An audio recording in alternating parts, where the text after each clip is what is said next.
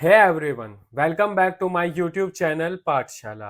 आज हम इंडियन भक्ति मूवमेंट से रिलेटेड एक और भक्ति सेंट तुकाराम की वर्सेस को करने जा रहे हैं। संत तुकाराम का लाइफ पीरियड 1608 से 1650 का था। उनका जन्म महाराष्ट्र के देहू विलेज में हुआ था।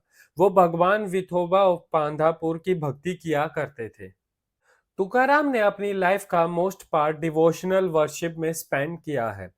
अपनी पूरी लाइफ उन्होंने सोसाइटी, सोशल सिस्टम और महाराजास के द्वारा किए जा रहे गलत कामों को अपने कीर्तन्स और अभंग से पॉइंट आउट किया है, जिसके कारण उन्हें सोसाइटी में अपोजिशन भी फेस करना पड़ा है।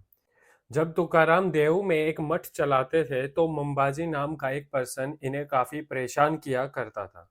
तुकाराम अपने स्टूडेंट्स में कोई जेंडर या कास्ट बेस्ड डिस्क्रिमिनेशन नहीं करते थे। उनके फेमस डिवोटीज में से एक बहीना बाई है, जो एक ब्राह्मण वुमेन थी और जिसने मैरिटल लाइफ की हैरेसमेंट को फेस किया था और बाद में उसने भक्ति के मार्ग को चुना और तुकाराम को अपना गुरु बना लिया। तुकाराम की डिवोशनल पोइट्री को अभंग कहते हैं, जो उनके समय पर महाराष्ट्र में काफी पॉपुलर थी। तुकाराम की पोएम सोशल रिफॉर्म से डील करती थी।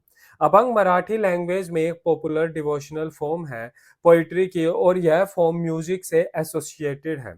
भजन गाने वाले लोग अक्सर इन पोएम्स को गाया करते थे।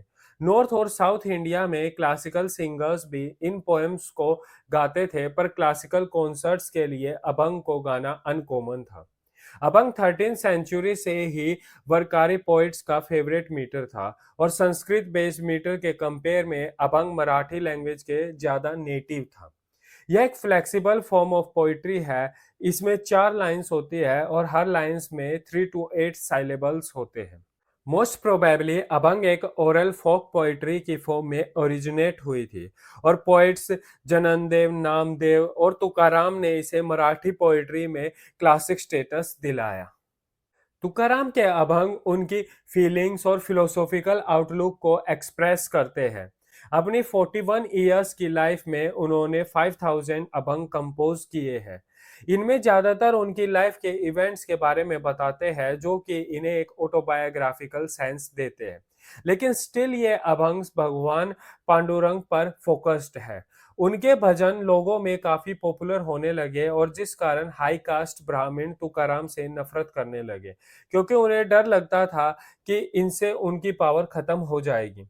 तुकाराम एक डेडिकेटेड भक्ति पोएट थे और उनके अभंग भगवान को एट्रीब्यूटेड थे।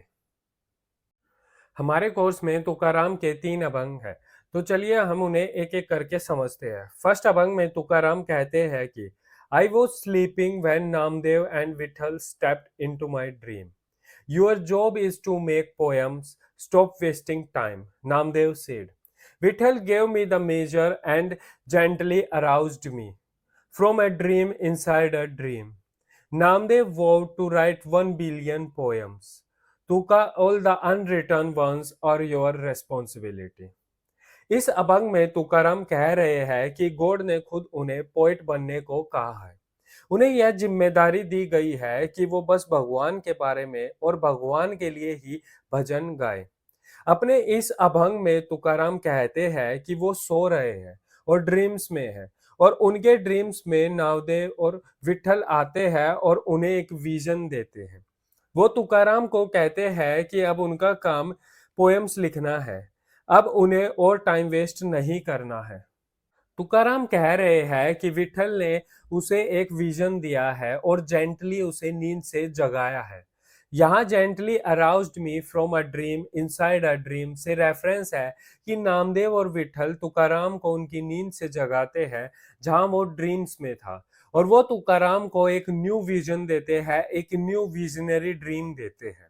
नामदेव 1 बिलियन पोएम्स लिखने की शपथ लेता है, लेकिन तुकाराम के ड्रीम्स में वो तुकाराम को रिस्पॉन्सिबिलिटी देता है कि जितनी पोएम्स वो नहीं लिख पाए, वो अब तुकाराम की रिस्पॉन्सिबिलिटी है, अब उन्हें इसे कंप्लीट करना है।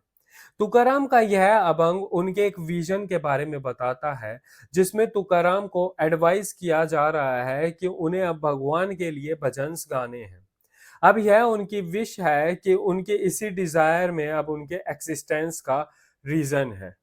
नामदेव और विठल उन्हें जेंटली नींद से जगाकर उन्हें स्पिरिचुअल कॉन्शियसनेस में लेकर आए हैं और 1 बिलियन पोएम्स में अब बाकी अननेम्ड पोएम्स तुकाराम की रेस्पॉन्सिबिलिटी है। सेकंड अभंग में तुकाराम कहते हैं कि words are the only jewels I possess, words are the only clothes that I wear, words are the only food that sustains my life, words are the only wealth I distribute among people.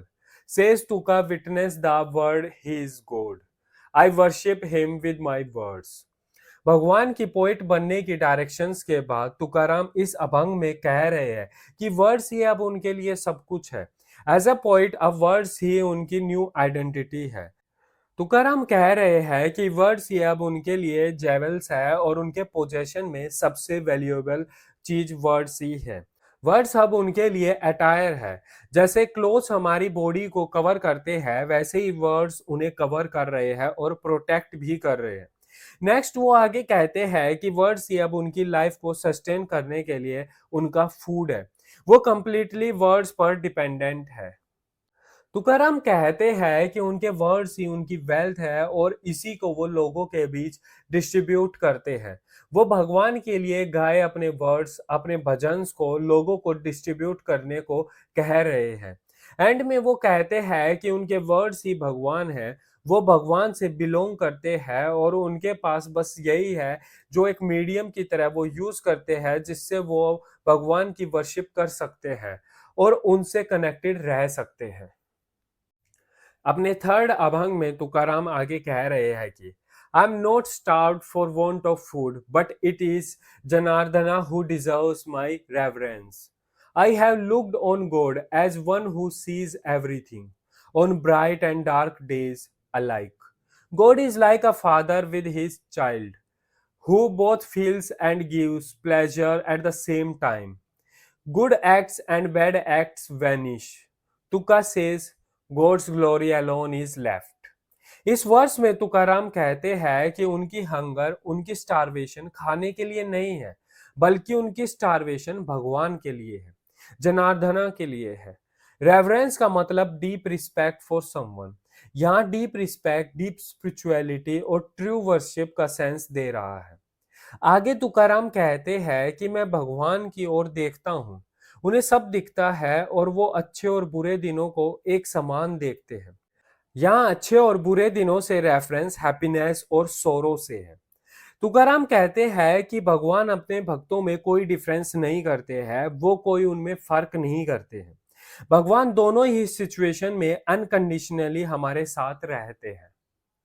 भगवान जिस तरह एक पिता अपने बेटे के साथ होता है उसी तरह हमेशा हमारे साथ रहते हैं। भगवान भी पिता की तरह सब फील करते हैं और उन्हीं की तरह हमें प्लेजरस खुशियां देते हैं। वो हमें अपने बच्चों की तरह ही ट्रीट करते हैं और हमारा ख्याल रखते हैं। लास्ट लाइंस में तुकाराम कहते हैं कि अंत में अच्छे और बुरे दोनों ही काम वैनिश हो जाएंगे। दैट मीन्स कि एंड में इनकी कोई इंपॉर्टेंस नहीं रहेगी और अंत में बस गॉड की ग्लोरी ही रह जाएगी। यहाँ तुकाराम इस वर्स को एंड करते हुए कह रहे हैं कि अच्छे और बुरे सब कामों और चीजों का कोई एक्सिस्टेंस नहीं रहेगा, वो सब वैनिश हो जाएगी और एंड में बस भगवान की महानता ही रह जाएगी। अपने इन तीनों अभंग्स, तीनों वर्सेस में तुकाराम काफी सिंपल लैंग्वेज का यूज करके भगवान के लिए अपने डिवोशन को शो कर रहे हैं। इन तीनों अभंग्स में कोई हिडन थीम्स नहीं है, ये तुकाराम की भगवान के लिए अनकंडीशनल डिवोशनल स्पिरिचुअलिटी को बस शो कर रहे हैं। तो चलिए इसी के साथ आज का हमारा टॉपिक खत्म होता है। So thank you guys, that's it for today. Don't forget to like, share and comment on the video and subscribe my channel.